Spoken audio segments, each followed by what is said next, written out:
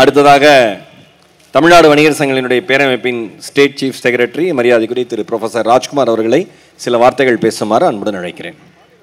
மிக அருமையாக ஏற்பாடு செய்து இந்த கண்காட்சி அரங்கங்களை நடத்தி கொண்டிருக்கின்ற தமிழ்நாடு வணிகர் சங்கங்களின் பேரமைப்பினுடைய ஒருங்கிணைந்த அமைப்பான அங்கமான OEF என்று அழைக்கப்படுகின்ற இளம் தொழில் முனைவோர் அமைப்பின் சார்பாக இந்த நிகழ்ச்சி ஏற்பாடு செய்யப்பட்டிருக்கிறது.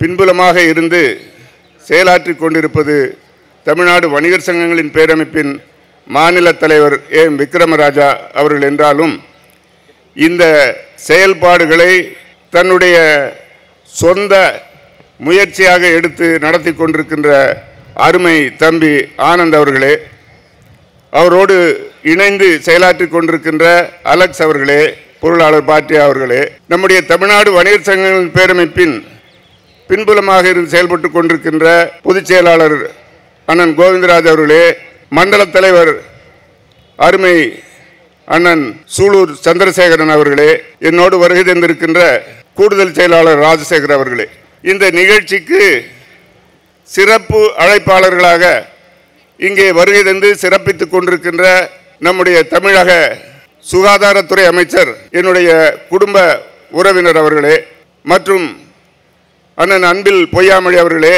முன்னாள் அமைச்சர் அண்ணன் செந்தில் பாலாஜி அவர்களே, இந்த OEF என்று அழைக்கப்படுகின்ற அமைப்பு எப்படி துவங்கப்பட்டது, ஏன் துவங்கப்பட்டது என்று அதன் பின்புலத்தை இங்கே உங்களுக்கு கண்காட்சியாக காண்பித்தார்கள். ஒய் என்பது ஆங்கிலத்திலே ஒய் என்று அழைத்தால் ஏன் என்கின்ற ஒரு பொருள் இருக்கும். அதை போலவே அதே ஒயிலேயே எஸ் என்கின்ற பொருளும் கிடைக்கும். ஏன் என்று கேட்டு அதற்கு எஸ் என்று விடை சொல்கின்ற ஒரு அமைப்பாக நம்முடைய தமிழ்நாடு வணிகர் சங்கங்களின் பேரமைப்போடு இணைந்து செயல்பட்டு கொண்டிருக்கின்ற இளம் தொழில் முனைவர் அமைப்பு இன்றைக்கு காலையிலே கருத்தரங்கம் நடைபெறுகின்ற பொழுது வெளிநாடுகளிலிருந்து 4 வெளிநாட்டிலிருந்து வெளிநாட்டு சேம்பர் ஆஃப் காமர்ஸ்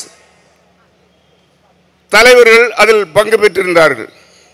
அதில் உரையாற்றிய அனைவரும் தூய தமிழிலேயே உரையாற்றி ஆங்கிலம் என்பது ஒரு இணைப்பு மொழிதான், தமிழ்தான் சாலச் சிறந்த நம்முடைய மொழி, அந்த மொழியிலேயே நீங்கள் வணிகம் செய்து உலகளாவிய அளவில் பெயரை பெற முடியும் என்கின்ற கருத்தை மிக அழுத்தமாக சொன்னார்கள்.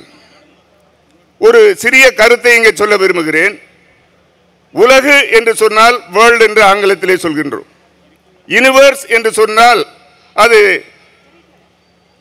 அதைவிட ஒரு பெரிய 9 கோள்களை இணைத்து செயல்பட்டு கொண்டிருக்கின்ற ஒரு அமைப்பாக அதை சொல்கிறோம். அதையே காஸ்மாஸ் என்று சொல்கின்ற பொழுது அண்டம் என்று சொல்கின்றோம்.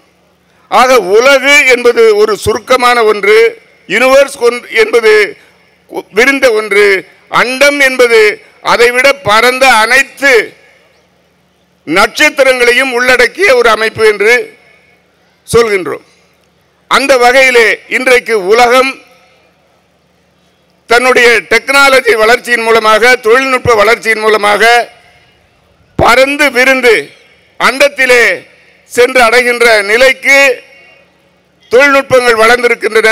அந்த தொழில்நுட்ப வளர்ச்சிக்கு ஏற்ப நம்முடைய தமிழகத்து தொழில்நுட்ப வல்லுநர்கள் தான் உலகளாவிய அளவில் பரந்து விரிந்து அனைத்து துறைகளையும் ஆக்கிரமித்து தங்களுடைய கட்டுப்பாட்டில் வைத்திருக்கிறார்கள் என்பதுதான் நிதர்சனமான உண்மை.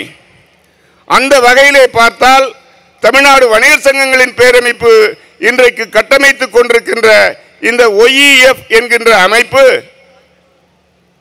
பரந்து விரிந்து இன்றைக்கு அகில உலகளவிலே பரந்து விரிந்து யூனிவர்ஸை கடந்து அண்டம் விட்டு அண்டம் செல்கின்ற ஒரு நிலைக்கு சென்று கொண்டிருக்கிறது தன்னுடைய தொழில்நுட்ப வளர்ச்சியின் காரணமாக.